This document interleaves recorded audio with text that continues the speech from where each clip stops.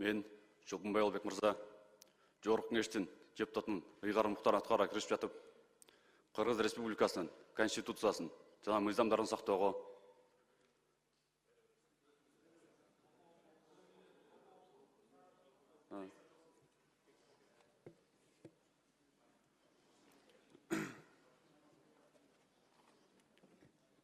Мен Чолкунбай Албек мырза, Жогорку Кеңештин депутатынын ыйгарым муктарын аткарууга киришип жатып, Кыргыз Республикасына берилгенин билдирип, Кыргыз Республикасынын Конституциясын жана мыйзамдарын сактоого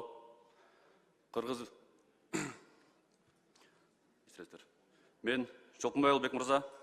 Кыргыз Республикасынын Жогорку Кеңештин депутатынын ыйгарым муктарын аткарууга киришип жатып,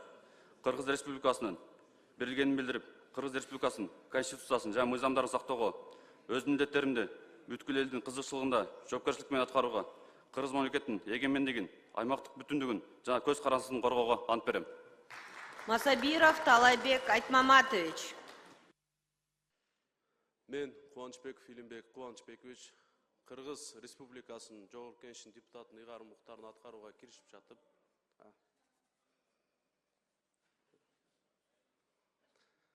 Мен Кубанычбеков Илимбек Кубанычбекович, Кыргыз Республикасынын Жогорку Кеңештин депутатынын ыйгарым муктарын аткарууга киришип жатып,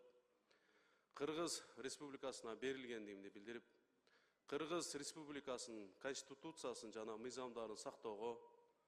өз милдеттеримди бүткүл элдин кызыкчылыгында жоопкерчилик менен аткарууга, Кыргыз мамлекетинин эгемендигин,